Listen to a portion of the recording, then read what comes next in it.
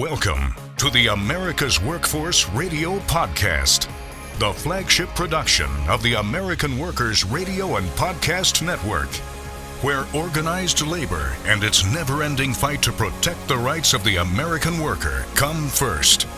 Now, presented by LiUNA, Laborers International Union of North America.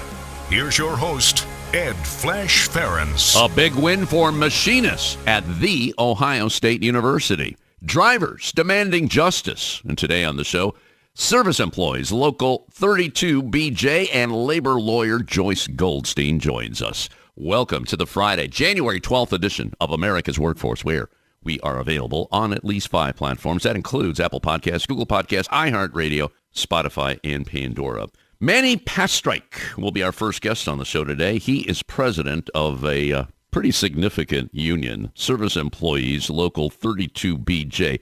We're talking 175,000 members in New York City, the District of Columbia, Boston, New Jersey, Maryland, Virginia, Philadelphia, Pittsburgh, Connecticut, and Florida. And they are still growing. They're targeting other states as well. Before becoming president, Manny was the director of bargaining and secretary-treasurer. In the 90s, he worked as a researcher, supporting SEIU's organizing and bargaining all across the country before doing a 3-year stint as a research director for the AFL-CIO on the United Farm Workers Strawberry Worker Organizing Campaign. He then completed another 3 years with the AFL-CIO, coordinating multi-union campaigns in the airline and airport sectors. He joined 32BJ as a research director in 2002, and he has been involved in every state, and you heard how many states they're involved in. He's involved in every state where the union operates, bargaining contracts, strengthening the foundation of the union's funds, and what he says, gaining a truly comprehensive understanding of what it takes to build momentum across the union's jurisdiction. What we're going to talk about is a tentative deal. 2 things we're going to get into. First, a tentative deal, and the workers, the members, are voting on it as we speak. And this was a deal reached between 32BJ and the board representing owners, managers, and cleaning companies, averting a strike by 20,000 commercial cleaners and other workers that was set to begin at the beginning of this year. So they averted that. Now, our second segment, we're going to zero in on something I think is remarkable. Remarkable. It's a coalition made up of SEIU 32BJ and the Machinists Union, and they call themselves the Drivers Demand Justice Coalition. And right now, there's been some legislation introduced, and there's a ballot initiative, and Manny's going to get some more details on this. This is happening in the state of Massachusetts to create an alternative mechanism for unionizing Uber and Lyft drivers. Now, under the proposed law, and this is all in flux right now, the rideshare companies must bargain with any union that 25% of drivers designate as their representative. Pretty fascinating. And as you know, these drivers are deemed as independent contractors, so they're taken advantage of. And what we're going to see now is probably a new kind of union that will have partners with 32BJ and the Machinists Union. And Manny's going to explain all of this as our first guest on the show. Later, we're going to check in with Joyce Goldstein, who has been busy. We started this segment with Joyce a couple of years ago. Joyce Goldstein and Associates. She's been practicing labor law for well over 40 decades, and she is now serving as general counsel of the bricklayers and allied craft workers. And you may recall a conversation I had with Tim Driscoll, the general president of the bricklayers. This was on Tuesday's show, and he talked about the CEMEX decision. And this is something the National Labor Relations Board covered back in August. And there's been some back and forth on this issue. In a nutshell, this is what this decision means. If the workers choose to go union, say they have a majority representation and they're going to want to start a union at their respective shop, well, then the employer has to meet with them. Up until now, they could have said, no, sorry, we're not going to recognize you. And there are sanctions involved. They got to do this within a short time period, like 2 weeks. This changes 50 years of precedent. because the original decision, which went against unions, came out in the 1970s. So once again, you got a very proactive and a pro-labor NLRB, and good things happen for workers. And Joyce Goldstein is going to talk about that. Now, a brief look into the world of labor. This segment brought to you by Boyd Watterson Asset Management. You can find more at boydwatterson.com. Nearly 1,000 patient care associates, better known as PCAs, and psychiatric care technicians, or PCTs, at The Ohio State University's Wexner Medical Center have voted to join the International Association of Machinists and Aerospace Workers. The healthcare workers chose IAM representation in a mail ballot election, which was conducted between December 5th and the 19th and concluded with the counting of ballots on January 3rd. The organizing effort was a collaboration between the Machinists Union and the Ohio State University Nurses Association, which is a local of the Ohio Nurses Association, and they, in turn, are affiliated with the American Federation of Teachers, which represents approximately 4,000 registered nurses at the Wexner Medical Center. Comment here from Lindsay Cody. Lindsay is a patient care associate, and she says, "I'm so happy to have a voice in the workplace finally. Alongside my colleagues, we came together knowing that we deserve to be heard, to have a better quality of life for ourselves and others surrounding us. Having a union at Ohio State will strengthen us as a team and as a whole alongside other nurses, and I'm looking forward to our future with the machinists." IAM Organizing Department Grand Lodge Representative Allie Rhodes, at the forefront of this strategic and comprehensive campaign, along with her colleagues, initiated this effort. Happened about a year ago. Their dedication aimed to empower healthcare workers with a genuine voice on the job, improved wages and benefits, and heightened staffing levels, ultimately enhancing patient care, which is what all nurses want. The resilience and unity demonstrated by the patient care associates at Ohio State Wexner Medical Center has been nothing short of inspiring, said Rhodes. We are proud to welcome them into our family, and we look forward to working together to secure better conditions for all. Another comment here from the new president of the Machinists Union. In fact, he took over at the beginning of the year, Brian Bryant. Brian said this victory is a testament to the steadfast dedication of our members and the effectiveness of our organizing strategy. The IAM remains committed to strengthening our presence in the healthcare industry, and this success is a crucial step forward. By the way, this victory underscores what Brian Bryant's commitment is to expanding the union's influence in the healthcare sector. It also continues the successful partnership that the machinists and the American Federation of Teachers have. Another comment here. This is from Dave Sullivan. Dave is the General Vice President of the Machinists Eastern Territory.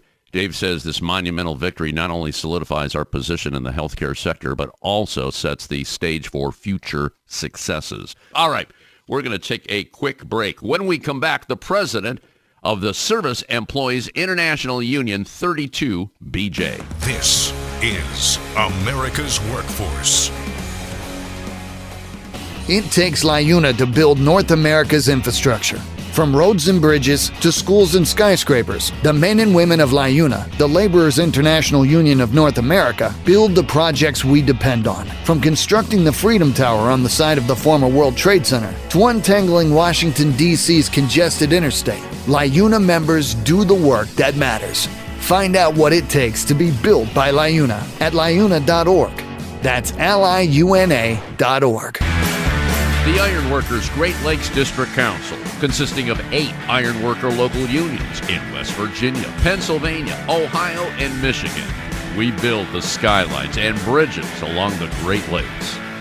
With more work than ever before, the Great Lakes District Council is actively searching out the next great iron worker, whether it's building the next Intel plant or constructing a bridge to safely connect our great cities along the lake. So join the Iron Workers Great Lakes District Council today. Find out how and learn more about the council by visiting iwdistrictcouncil.com. America's Workforce is brought to you in part by the United Auto Workers. Find more at uaw.org. A great union requires a reliable election system. Survey and Ballot Systems is a trusted election partner with more than 30 years of expertise in managing union elections. By partnering with SBS, your union can ensure it gets an auditable process and a high level of customer service. SBS is here to help you conduct your union vote securely, transparently, and with trust building always in mind. Visit surveyandballotsystems.com to learn more. America's Workforce is brought to you in part by the Communication Workers of America. You can find more at cwa-union.org. Now, back to America's Workforce. Here's Ed Flash Ferenc. And remember, you can check us out on Facebook or follow us on X, formerly known as Twitter. That would be a WF Union podcast. Let's go to New York City right now. And joining us on our live line is Manny Pastreich, who is the president of a giant union, 32BJ. And they have, ready for this, more than 175,000 members in 12 states. And by the way, they're the largest property service workers union in the country. Manny, welcome to America's Workforce. Thanks for joining us today. And did I pronounce your name correctly? It's important that I get the name right. Did I do a good job on that? We are off to a good start, and you got your facts on the local right, so we're ready to go. Good. You know what? You're a newcomer to the show, and I always like to delve into new people, and we get new people on the show all the time. Been doing this show for over 25 years. This show's been in existence since 1993 as a radio show. And for almost 4 years now, we've been podcasting, and it's been pretty explosive. So you got a pretty good audience here. Talk to me about yourself. How did you get involved in the union movement? Let's start right there, brother. Well, that's a great question. I guess the simple answer is, my dad founded 2 SEIU healthcare locals in Massachusetts. So I grew up being dragged along to bargaining tables and demonstrations. And, when we went to the movie theaters, folks, the members of my dad's local would catch him to talk about grievances. So it definitely was in my blood growing up. And my first job in 1992 was with the SEIU Justice for Janitors campaign in Washington, D.C. And I recall that got a lot of media attention. Can you reflect on that and what actually you were able to accomplish?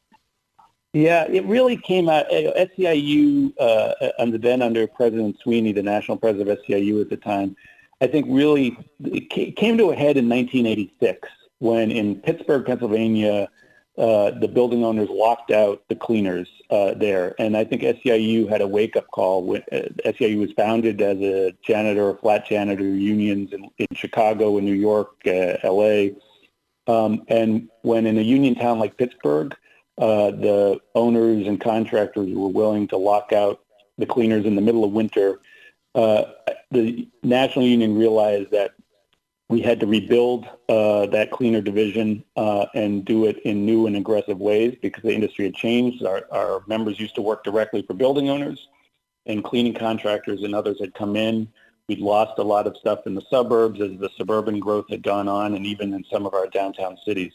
So SEIU, under President Sweeney, Andy Stern was the organizing director, tons of other great people, Stephen Lerner at the time, really came up with a aggressive organizing campaign that took on cleaning contractors, brought in immigrant, often undocumented workers, and it really just was a complete shift in organizing and approach. And as you noted, it was an aggressive approach to organizing that rebuilt our cities in Washington, D.C., Denver, Los Angeles. We organized new areas like New Jersey, and rebuilt a lot of our Midwest cities as well. Mm-hmm. Let me ask you, during the pandemic, so many things shut down, including a lot of places like hotels where obviously they didn't have to clean the rooms. And then when they did open up, they didn't clean them every day. I'm talking big hotels like Hyatt's and Hilton's. Have we corrected that problem in your estimation? Our cleaners, the large majority of them are in office buildings, although other institutions as well. And I'll just use New York City as an example, although we have cleaners up and down the East Coast. But New York City, before the pandemic, we had about 22,000 cleaners in the office buildings, universities, transit centers. And at the height of the pandemic, 7,000 of them were laid off. Really no one was showing up in the office buildings. Over a period of years, 2+ years, most of those members were called back. Most of those positions were restored, although we're still down 10% lower number of positions than there were before the pandemic. So, remote work, some changes in how the work is being done. The commercial real estate industry, in all honesty, is still working through the changes in the economy and the pandemic, and vacancy rates have gone up. So there's empty space, and remote work are probably the two biggest factors. But I guess to answer your question, we have 10% less, across our whole East Coast, thousands of less positions than there were before the pandemic. Well, I've been following 32BJ, and I know that there was a potential strike, which has been averted. It was set for the beginning of the year, and we're talking 20,000 commercial cleaners and other workers. What's the story here? First of all, how long did the bargaining go? I'm sure there was a tug of war. What can you tell us right now about that struggle? Yeah. Well, just to step back, of our 175,000 members in those 12 states, 70,000 are cleaners in office buildings, like I was talking about, and those 70,000 are covered under 12 different agreements that all expired between October 15th and December 31st. And December 31st, the New York City agreement, which is the largest by far, that has those 20,000 members, our Connecticut agreement, the New Jersey, Hudson Valley, Long Island also expired at that time. So over the past 2.5 months, we've been taking on bargaining with, a commercial industry that, as I was saying, is in a downturn, and really fighting to, move forward, because our members, suffered under inflation increases and, really fell behind in the last contract. So we had to make up for the inflation and get good raises going forward. We need to protect our benefits. We're really proud that in most of those areas we have full family health insurance with no premium sharing for our cleaners, and, dealing with pension and other benefits. So it was a real struggle up and down the East Coast. In New York, we were faced with employer proposals that included a 2-tier wage system, just like the UAW went on strike for 30 days to fix. Premium sharing that would have made our members who are trying to get by in New York City choose between rent and healthcare, choose between taking care of their kids and healthcare. So we were faced with a very, very hard attack from an industry that was somewhat reeling from remote work and vacancies. So it went down to the wire. Now, when you came up with one agreement, you said there were a number of contracts here. Was there any possibility of setting like a pattern like they do? You mentioned the UAW, and often when they come up with a contract with Ford or GM, they try to use that as the grid pretty much for the other big automakers. Was that? Did any of that go on with the cleaners in this situation? Yeah. I would say our agreements, for historical reasons, don't have the same consistency that I understand the UAW agreements have. Some of our agreements have been in place since the Depression, and are really relatively higher wage. In Pittsburgh, which is not a high-cost city, our cleaners make $20 an hour and can get family health insurance and have a pension. And then there's some areas that are more newly organized, like Delaware, which still, is a higher cost area, and, folks are at like $17, $18 an hour. So it really varies, so we don't have quite the same pattern. But having said that, I think we do try and build and use some of the things that the UAW and others have done, is try and build momentum in the places where we're stronger, and get good wins. We ended up getting a great contract in Pittsburgh as our first agreement, which was, in every area our members were fantastic. We had credible strike votes, actions at the buildings, but also using some of the political power that we have in these different cities, the community support, to get where we thought we could get those agreements, strong agreements at the beginning, and build some momentum, which I think really worked, particularly in the areas outside New York. New York, we sit with directly with the big building owners as opposed to contractors. So New York becomes its own story to a degree. But I guess the simple answer is we do try and build momentum through some of the earlier agreements to get to the later agreements. So, Manny, what kind of raises did you get here? And New York, look, I mean, let's be honest. The cost of living there is astronomical when you compare it to Midwest cities. Are they faring pretty well as a result of your bargaining? Yeah, our cleaners in New York City make $29 an hour. We achieved a $3.72 raise over the 4 years of this agreement, which was the biggest raise we ever achieved for the cleaners. We additionally got a $3,000 bonus on top of that, which the members are really excited about. We'll be voting. The ratification process is going on over the month of January, but initial reactions have been very positive. And we achieved for our pension fund, like many pension funds, had a downturn after 2009. And as we sort of came into the yellow and the edge of the green zone, for the first time we were able to make a pension improvement, and we were really proud that we achieved a 10% pension improvement for all the years that our members have worked for our active members. As those were the main economics, we had a Juneteenth as an elective holiday, which members were happy about as well. So those were the big categories that we achieved. Well, Manny, that's the power of a giant union, especially like 32BJ. We're talking 175,000 members. New York City, D.C., Boston, New Jersey, Maryland, Virginia, Philadelphia, Pittsburgh, Connecticut, Florida, and beyond. We'll continue with Manny Pastreich, who is the president of 32BJ, which is the Service Employees International Union. More to come right after this. This is America's Workforce. More shows available at awfradio.com.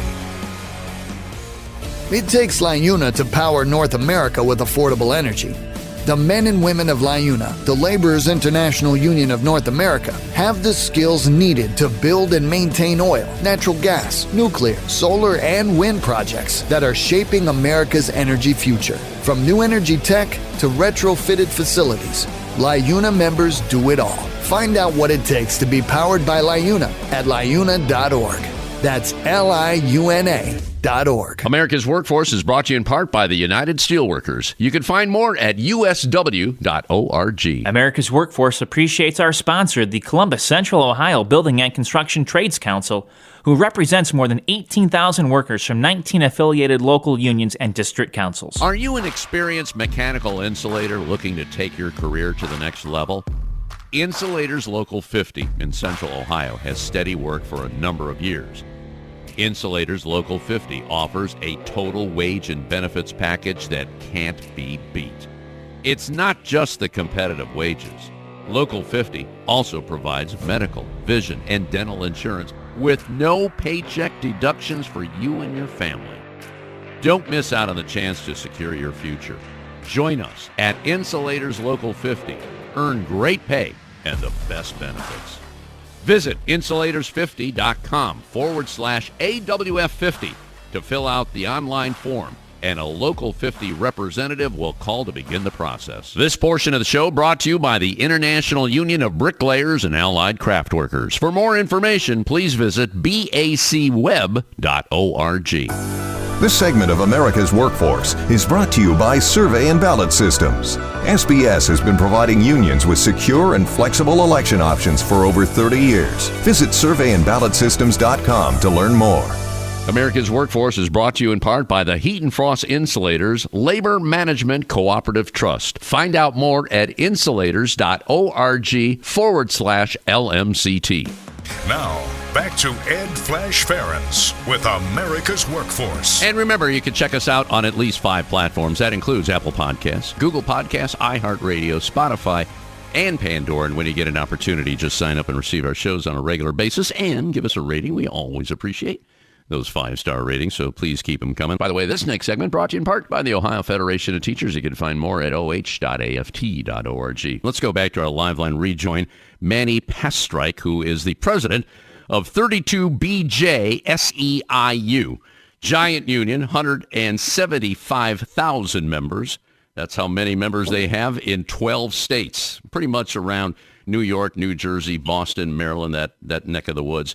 A couple more things. I really want to get into this Drivers Demand Justice Coalition and what may happen in the state of Massachusetts. But, you talked about this new contract for the cleaners, 20,000 of them. Definitely a solid contract there.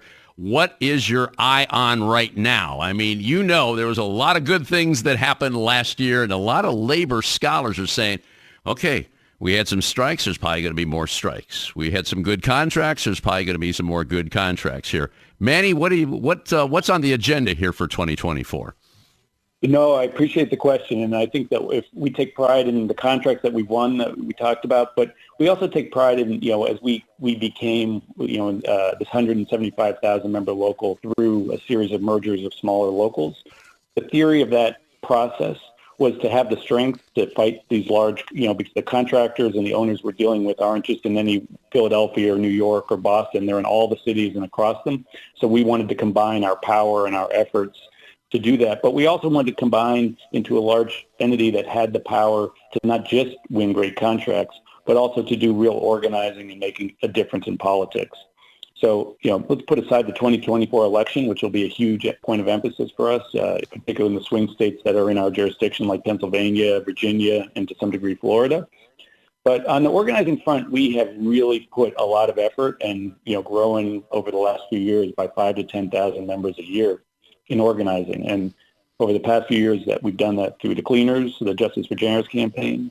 We've done it through security organizing security officers who, sit in the lobbies of and guard buildings, whether it's office buildings or federal buildings. And we've organized tens of thousands of airport workers, not the direct airline workers, but the wheelchair folks who help you to get to the plane, the contractors that come on the plane after when everyone else is getting off to clean it and get it ready for the quick turnaround, the cleaners who clean the airports themselves. So that has been a big point of emphasis for us as well as airport worker organizing. And then we also have started over the past year talking in coalition with the Machinists Union, talking to Uber and Lyft drivers in Massachusetts, workers that, are non-traditional, currently don't have traditional organizing rights because they're considered independent contractors. But We're really trying to change the law so they have the right to organize, and we're very excited about that. Yeah, I saw a post on that, and it really piqued my interest. It's called the Drivers Demand Justice Coalition, and to your point, it's 32BJ and the Machinists Union. I understand now you're trying to work this through the political process here, and Massachusetts. And I have to ask you first, why Massachusetts? I mean, is that a starting point? And maybe you can give us some details on what this coalition is attempting to do. Yeah, so I guess I'll start with Massachusetts and then get to Massachusetts. It started because the Massachusetts Attorney General actually made a determination, or is attempting to in court, to say that these workers deserve some of the benefits that all workers get: workers' comp, paid days off, which folks in Massachusetts get, minimum wage. And as the Massachusetts Attorney General was moving that through the court, Uber and Lyft went out and started an initiative, a ballot initiative, that would basically moot all those benefits that the Attorney General was trying to achieve. And that's what got us there originally, is saying, okay, we can't let these large companies not provide basic benefits for the workers. And I'll just note that the drivers, when we are the same, they are our members. Our cleaning members, many of them are part-time. They'll have a second job as a Uber or Lyft driver. They're the family members. When we did a text and email blast to our members saying, do you have any, if you have Uber and Lyft drivers in your household, and we got hundreds and hundreds of responses of our members being Uber and Lyft drivers or their family members being Uber and Lyft drivers. So it really is the same communities of immigrants, of working people in Massachusetts that are our membership. So, while they're considered independent contractors, they're from the same communities and they're really the same workers as we already represent. So that's sort of how we got into it. We sort of were protecting the work that the Attorney General was, making sure that these workers had a path forward. But as we got into it, we realized, right now as independent contractors, which is something the drivers do value, the flexibility of it. I could argue that back and forth, but there is a strong element that drivers appreciate the flexibility. But putting that aside, these workers deserve a process to have a union and create an organization that can fight for them and have a voice with these huge companies. They deserve to have protections, minimum protections like workers' comp and disability, paid days off, some version of a minimum wage that would apply to drivers. They deserve all of that. And the drivers deserve a process if they, like sort of like a grievance process, a traditional grievance process. If there's a complaint by passengers, right now they can just get thrown off the app. They could have bought a car. This could have been their living. And if a passenger complains, they can get thrown off the app with no recourse. So there's all the things that you think of traditionally that workers deserve if they have a union. That's what we're trying to achieve. But because they're considered independent contractors, we have to go through a legislative process, just like other workers that traditionally, like farm workers that got left out of labor protections. We need to figure out how to do that in Massachusetts, which will hopefully be a model for other states. Now, just to be clear, if you get this through the legislature, are they still independent contractors, but they'll be unionized? Is that fair enough to say? I think that they would be considered a new category of drivers that would have some of the same protections that many of the same protections that workers have, traditional workers have, but they would also not have all of them. So I think it would be sort of a third category is the approach we've been taking. Okay. Now, I'm reading here, and I don't know where the law is right now. The rideshare companies must bargain, if this goes through. The rideshare companies must bargain with any union that 25% drivers designate as their representative, and any agreement must be approved by a majority of drivers with more than 100 trips completed in the previous quarter.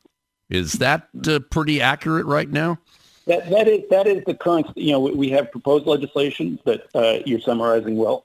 That's in front of that. We have sponsors in the Senate and the House of Massachusetts. And that's what we're working off of. I think my gut says that as we go through it, there'll be changes, but we're trying to, we estimate, and again, one of the challenges we have is the companies have an incredible amount of information and the drivers have very limited information about trips, about how much the passenger paid versus how much they get. So there really is the disclosure and the information is limited, but our estimation is there's probably 60,000 drivers in Massachusetts. Probably half of them drive, let's call it regularly, more than just an occasional trip here and there. And ensuring a way that those drivers can, those large numbers can, have a path to get to the union, have a path to bargain collectively, and then set a standard that applies to, there's really only two companies, Uber and Lyft. That's the challenge we're trying to get over. There's, given the status of they're not considered full employees, it is a little more complicated than a traditional union, but it also has advantages. It almost forces us to take a sectoral approach to cover all the companies all together versus one small site here or one small site there or just one town or whatever. We really have to do it statewide. And the goal is to set a fair standard and give these folks, all 60,000 drivers, a voice. Okay, let's fast forward. Say this is a done deal, all right? That would be a nice day. It would be a very nice day for a lot of people, including the drivers. You mentioned that you're working with the machinists. How's that going to work out? Are they going to be members of 32BJ or the Machinists Union or a little bit of both? I think the idea is that we would create a new organization that would be part of both SEIU and the machinists. I think that we have valued the machinists, have been on this for years. They, represented drivers for years and years and years. And I think that we found that their experience, the resources they brought have been a fantastic partnership.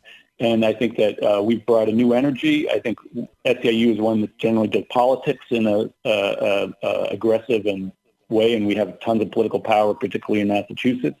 So I think we found a nice balance together. And, our local leader, Roxana Rivera, and their leader, Mike Bartabedian, have been two, real movers and shakers in Massachusetts and been working well together. So it is, I will say, having been in the labor movement for 30 plus years, I've worked on joint campaigns and they can be difficult, but so far this one has gone really well and we've worked together great.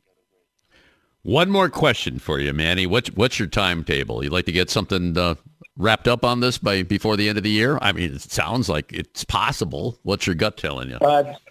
There is actually, for better or worse, there is a real timeline to this because as this thing has moved forward, as we put our legislation forward, the Uber and Lyft have put forward a whole new series of ballot initiatives, which would, again, take away the rights of these workers and make it impossible for them to organize. We have also put a ballot initiative in that would specifically give the workers the right to organize. And then we have this legislation. So, but the ballot initiatives have a timeline. You got to collect your signatures, which both us and the companies have hit our initial signature timelines. So this will be on the ballot in the fall, and this will be determined in the fall, if it isn't worked out legislatively. So this thing is hot and heavy, and I really do think in 2024 we're going to get resolution one way or another, and we're going to do everything we can, in coalition with the machinists to make sure that the workers come out on the winning side of this fight. Yep, that's what we want. And you know what? That's what this show is all about. We want a voice for those workers who have often been exploited over the years. Drivers Demand Justice Coalition. That's what it's all about. Manny, you're a great guest. Thank you so much. Let's do this again. Let's stay on this. I always say, this show is your show as well. So please keep us apprised of what's going on and anything that we could do here on America's Workforce. Okay, brother? Yeah, thanks for having me, and we appreciate this forum. It's one that we need more of in America, so thank you for giving the unions, the workers, a voice that is unfiltered and clear, so we appreciate you. All right, we're going to take a quick break. When we come back, we're going to link up with Joyce Goldstein and talk about the CEMEX decision, a game changer for labor. Back in a few minutes. You're listening to America's Workforce with Ed Flash Ferenc. It takes LiUNA to keep America running. Over 70,000 public employees are part of LiUNA, the Laborers International Union of North America, delivering critical services such as healthcare and emergency response, as well as maintaining roads and sanitation systems. Even the National Postal Mail Handlers Union, representing over 47,000 U.S. postal workers, is affiliated with LiUNA. Find out what it takes for LiUNA to keep America running at LiUNA.org. That's LiUNA.org. America's Workforce is brought to you in part by the Iron Workers. You can find more at ironworkers.org. America's Workforce Radio is sponsored in part by the International Union of Painters and Allied Trades, District Council 6, representing painters, glazers, drywall finishers, and sign and display industry workers. They remind you that belonging to a union is your right as an American. America's Workforce is brought to you in part by the International Federation of Professional and Technical Engineers. You can find more at ifpte.org. There is unity and strength for workers. We are the USW. We are the USW. The United Steelworkers. The largest industrial union in North America. We represent 850,000 members in the U.S., Canada, and the Caribbean. We work in metals, rubber, chemicals, paper, oil refining, atomic energy, and the service sector. We are steelworkers, standing strong and fighting for what's right. America's Workforce is brought to you in part by the International Brotherhood of Teamsters, where you can find more at teamster.org. America's Workforce is sponsored in part by Boyd Watterson Asset Management, LLC. Find out more about our investment solutions tailored to meet the needs of Taft-Hartley funds at boydwatterson.com. America's Workforce is presented by the Laborers International Union of North America. Feel the power right now at LiUNA.org. Now, back to America's Workforce. Here's Ed Flash Ferenc. And remember, you can check us out on Facebook or follow us on X, formerly known as Twitter. That would be AWF Union Podcast. By the way, this next segment brought to you in part by the United Labor Agency, ulagency.org. Before we go to Joyce Goldstein, got to do another shout out here for the many sponsors, all union sponsors, for this year's 2024 AFL-CIO Dr. Martin Luther King Jr. Civil and Human Rights Conference, which actually is starting today. It continues through tomorrow and Sunday, and it's being held in Montgomery, Alabama. The theme is Our Voice, Our Ballot, Our Future. And some of the unions that are sponsors include the CWA, AFSCME, Food and Commercial Workers. Let's see, the Painters, the SMART Union, Sheet Metal, Air, Rail, Transportation Union, and the Union of Bricklayers and Allied Craft Workers. And joining us on our live line right now is the General Counsel for the Bricklayers and Allied Craft Workers, but she's not speaking on their behalf. She's talking about a labor board decision called CEMEX, which we talked about with Tim Driscoll of the Bricklayers, the president of the Bricklayers, on Tuesday's show. Joyce Goldstein, welcome back to the show. It seems like I haven't talked to you in years. How you been? I've been doing great. Thank you. How about you? Good. And show's doing well. We had some numbers that came in at the end of 2023, and we had a 25% increase in downloads over 2022. We're still in the top 1% of all podcasts. The podcasts have exploded, so all things are going in the right direction, and I know you're busy, and I want to talk to you about this CEMEX decision. And I had a really good conversation with Tim on this, and I was thinking to myself, I bet you Joyce is going to really sink her teeth into this one, because we're talking about a ruling that goes back, to the 1970s that went against workers, and then fast forward to the labor board of today, and we have a complete turnaround. So talk to me about this decision. Joyce, go ahead. Sure. Thank you. And it's great to be back. It has been a while since we've had a chance to talk. And this is a super exciting case to talk about.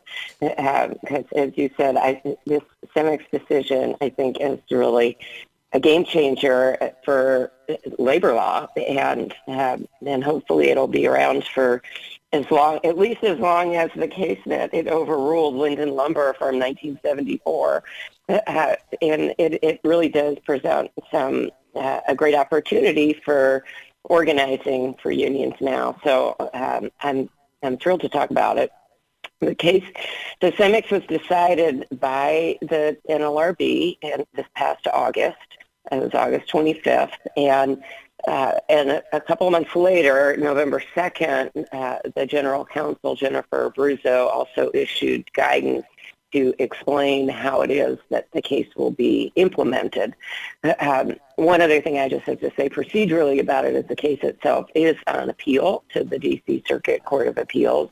So, who knows what will happen there, because, hopefully they will agree that this was the right decision, but of course we never know what the outcome of that will be. So, but for now, this is the law, and it does present some great opportunities.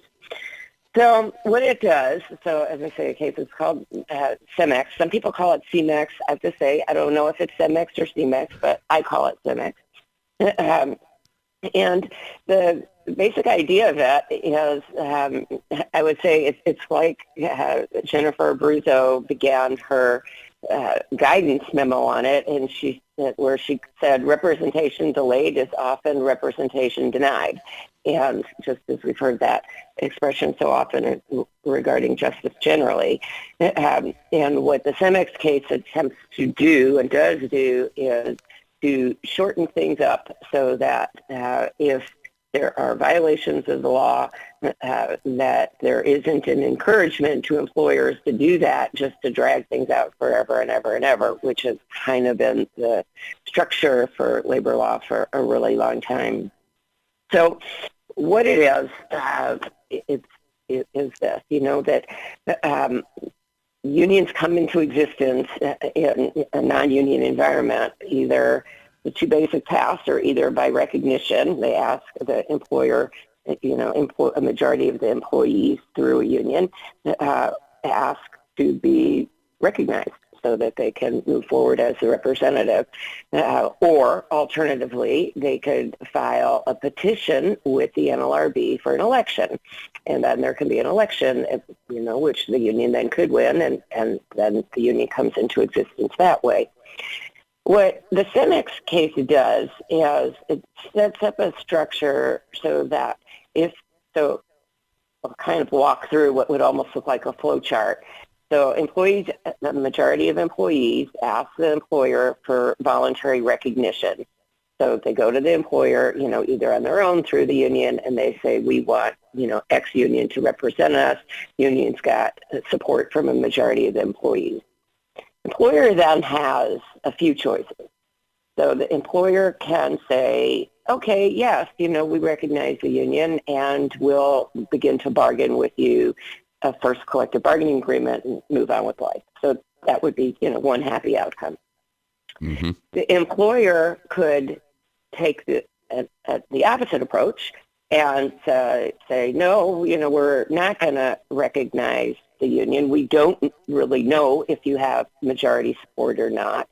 So we're going to file a petition, what's called an RM petition, with the NLRB so that it will initiate the procedures to have an election to determine whether, in fact, a majority of the employees want a union. So the employer can file an RM petition, or the union itself could file an RC petition. Either which way, you could go to the NLRB file and you say, we want an election so that the employees could decide if they want a union or not. So let's say then they go ahead and there are petitions filed at the NLRB, and that would then commence the process towards having an election. If all goes fine and, no big deal happens over the course of the time period between when there was the initial demand for recognition, the petition filed at the board, and the actual election, if everything is all, smooth, without any disruptions in the process, and people are just trying to learn about employees, whether they want to support the union or not. They have an election happens, whatever, the union wins or loses. And life goes on. If the union wins the election, then of course you're in that same place as where you would have been if the employer voluntarily recognized the union. The parties then start to bargain for their first contract. So that's another option. But another option that happens is, let's say that the employer or the union files a petition for an election. So that is, the employer has refused to voluntarily recognize the union. So they go down the path of having an election. If they go down that path and an employer commits an unfair labor practice, one or more unfair labor practices, before the time that the election is actually held. This is where we have now a big change in the law. This is what CEMEX does, among other things. If the employer commits unfair labor practices that could have affected the outcome of the election, so they have to have, some degree of seriousness to them, the NLRB at that point will issue what they call a CEMEX bargaining order. So what CEMEX does is CEMEX says that if an employer commits an unfair labor practice in that period of time, that critical period between when the demand for recognition occurred, the filing of the petition for an election, and the actual election, that if there's an unfair labor practice, they will just order the employer to bargain with the union, even though the union didn't win an election. And that's what's really big, because it used to be that an employer, let's say an employer committed unfair labor practices in that critical period of time, what would the NLRB do? The NLRB would say, okay, employer committed these violations, tell the employer you can't do that anymore, and, if people were fired, have them reinstated, all that sort of stuff.